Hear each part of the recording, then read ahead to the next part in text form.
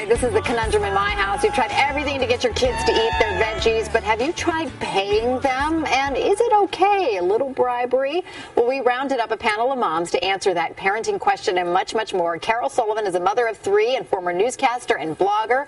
Author Renee Seiler has 2 kids. She's the founder of GoodEnoughMother.com.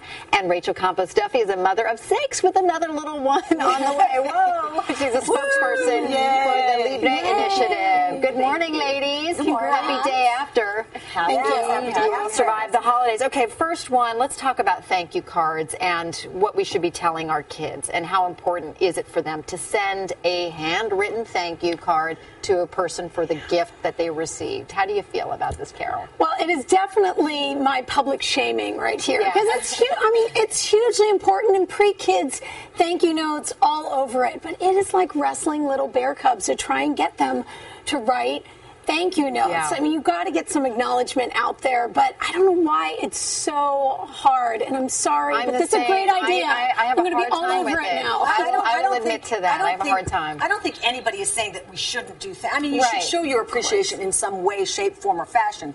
So it doesn't have to be handwritten. I think the question is the delivery system, because my kids are older. I'm okay with them sending a text or an email. It doesn't necessarily have to be a handwritten note. I think you have to start early. And so, you know, with my kids, it's like, even if it's a drawing and then I go, you know, Aunt so-and-so, you know, thank you for it, and I write it for them. But to get them in the habit that when they receive, it's our job. I think it's really our job to civilize them. And that's part of the process. Yeah. And it's so kind of phone call not good enough. I know, I'm the same way. Like sometimes a phone call. I don't know. I think also it depends on who it's going to. Right. I think grandma and grandpa, like, you want to make sure that they know that they were thought of. Okay, next, and this is another one. My kids are very picky eaters, so I will admit to sometimes bribing them. But the question is, in the Huffington Post, Absolutely nothing. There was an article about paying your kids, though, to eat their veggies. How do you guys feel about that? That would be a costly proposition. I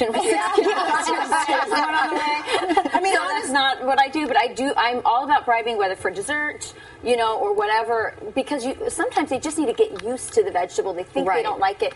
Do whatever it takes to get them to eat it and get over that. I don't think the whole idea about, hey, this is really good for you works when they're like 18 months old or 3 years old or whatever it is. I think that you get the vegetable past their lips somehow, some way, then they discover that they like it. But you got to get it in there first. But even if it's effective, like, don't you just feel so lame as a parent? No, like, now I'm paying my kid to eat vegetables? I'm okay with being a lame parent.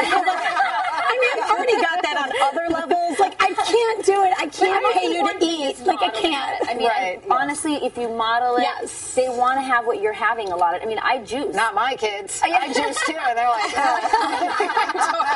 I'm surprised my 3-year-old wants it, you know, so it's. I don't know, but the whole reward system, I mean, if you go on Pinterest, we're supposed to have, like, a chart, a sticker, a label to make everything some sort of value. Is that you're having your Pinterest parenting? I'm like, just say no to Pinterest parenting. I turn it off. No, I turn it off. No. Okay, this next one was published on Philly.com. Should parents cut sleepover parties short and have kids sleep in their own homes? In other words, a sleep under. You let them go and basically do everything up to the point of actually sleeping over. Then you pick them up at like 10 p.m. Is the reason, when I read that article, it seems like the reason they're doing it is because they say, well, then they're too cranky. And and the kids don't, I guess, sleep I only let my kids spend the night at a place where I know our values won't be undermined in that home, and so I pick. But once they're there, I'm like, come on, let them have fun. And no, because the next day they are.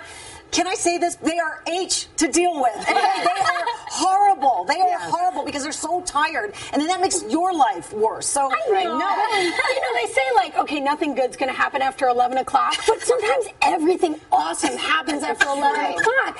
Someone needs to cry in the closet. You can't play light as a feather, stiff as a board. And 9:30 you can't let them have fun. I mean, you really got to choose your battles, and I think that we all had great slumber party experiences today. No, I didn't. I think sleepovers are good for kids. You They learn to empower them and teach them to be independent. So. I agree. Ladies, thank you. Great conversation. Congratulations. I know, like I said, 7. one for every day of the week now. 7 kids.